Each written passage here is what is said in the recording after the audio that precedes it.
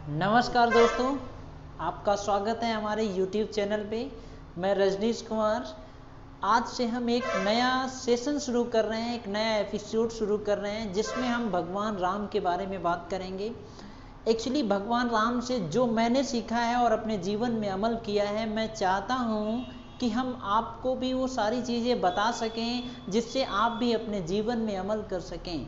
क्योंकि भगवान राम के बारे में जानना, उनकी बातों पे चलना, ये बिल्कुल एक अलग तरीका होता है और भगवान की पूजा करना ये बिल्कुल अलग तरीका होता है। भगवान के चरित्र के बारे में हमें जानना चाहिए, उन्होंने क्या किया, कैसे किया। तो काफ़ी बहुत बड़ी लर्निंग है। हमारी बुद्धि इतनी बड़ी है नहीं कि हम पूरी तरीके से भगवान राम के बारे में बता सकें, लेकिन भगवान राम की कृपा से जो भी हमने सीखा है और अपने जीवन में अमल किया है, आप भी इसको देखिए, समझिए और आप भी अपने जीवन को बदल सकते हैं। इस एपिसोड का नाम है लाइफ लर्निंग फ्रॉम रामायण। इस पे लगातार डेली बेसिस पे हम छोटे छोटे वीडियो आपको देंगे जो आपके जीवन को बदलने के लिए काफ़ी होंगे। तो हम शुरू करते हैं। अभी भगवान राम का जन्म नहीं हुआ है। महाराज दशरथ के जो गुरु थे, गुरु वशिष्ठ ने जब महाराज दशरथ से कहा कि आज आप कोई भी चीज़ मांगोगे वो आपको मिल जाएगी, तो महाराज दशरथ ने कहा सब कुछ तो हमारे पास है, बस हमें एक पुत्र चाहिए जो हमारे इस प्रोसेस को आगे बढ़ा सके।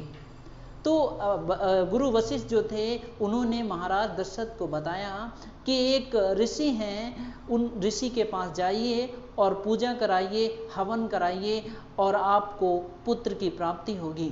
तो ये उसी समय जो महाराज दशरथ की जो पत्नी थी कैकेयी, तो उन्होंने कहा कि गुरु वशिष्ठ ने बताया कि इसके लिए आपको उस ऋषि के पास जाना पड़ेगा और उनको बुला करके लाना पड़ेगा। तो कैकेयी ने कहा कि पूरी सेना भेज दीजिए या किसी को भेज दीजिए, उन ऋषि को बुला के लाएं। तो गुरु वशिष्ठ ने कहा कि ये बहुत बड़ा काम है, इसके लिए आपको खुद जाना पड़ेगा।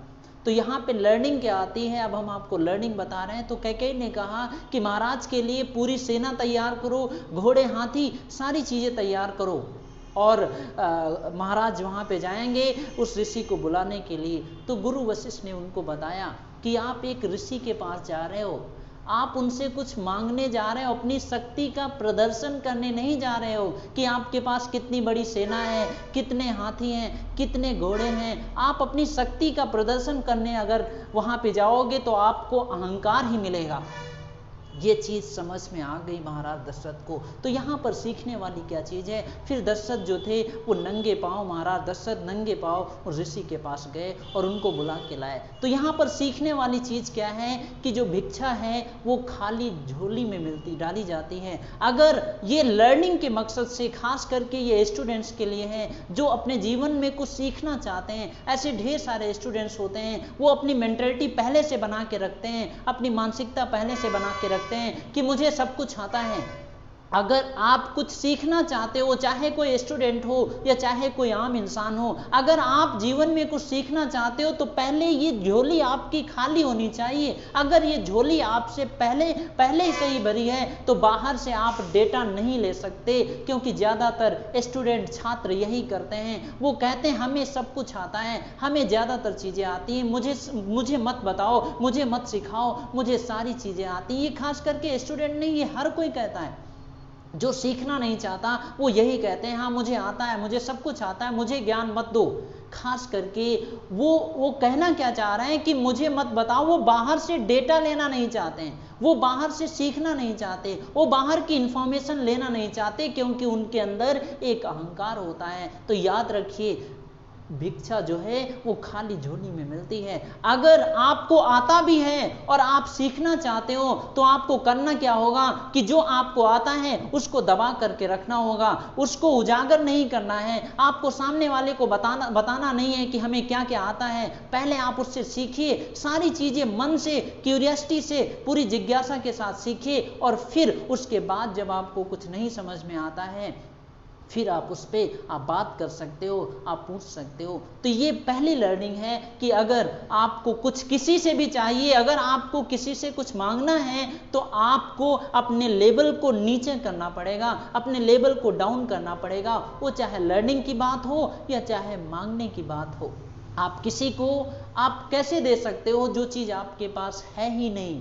अगर एग्जाम्पल के तौर पे आपको मुझे 100 रुपये देने हैं और आपके पास है ही नहीं 100 रुपये, तो आप मुझे कैसे दे सकते हो? तो आपको मुझे 100 रुपये देने के लिए पहले आपके पास होने चाहिए। तो हमें अपने लेवल को नीचे गिराना पड़ता है, खास करके सीखने के लिए। अगर आप कहीं भी किसी भी लर्निंग सेमिनार में जा रहे हो, कहीं भी कुछ सीखने का अगर मकसद होता है, सोक्रेटिस ने भी कहा है, सुकरात ने भी कहा है, अगर बात सीखने की होती है तो आप सीधा सीधा मना कर सकते हो कि मुझे कुछ भी नहीं आता है। सुकरात ने कहा है कि अगर बात सीखने की होती है तो हम सीधे सीधे मना कर देते हैं, मुझे कुछ भी नहीं आता है। अगर आप पहले ही अपने ज्ञान को प्रदर्शित करोगे तो हम सीख नहीं पाते हैं। ये पहली लर्निंग है। हमें उम्मीद है इस चीज से, इस वीडियो से आपको कुछ लर्निंग आपको मिल पाई होगी। ये पहला वीडियो है हमारा और लगातार हम लाइफ लर्निंग फ्रॉम रामायण से लगातार हम छोटे छोटे वीडियो हम आपको देते रहेंगे। ये वीडियो आपको कैसा लगा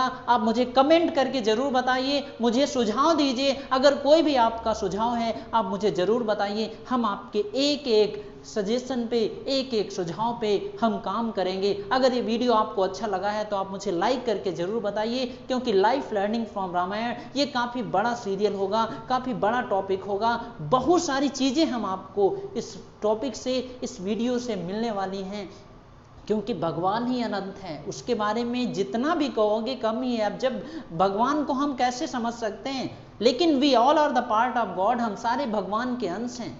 जैसे भगवान के अंदर जो एनर्जी है उसका हमें पता नहीं है। जैसे अगर एक पानी का जो होता है ना H2O होता है, केमिकल कंपाउंड होता है, तो अगर एक ड्रॉप का भी आप निकालोगे तो वो H2O ही निकलेगा।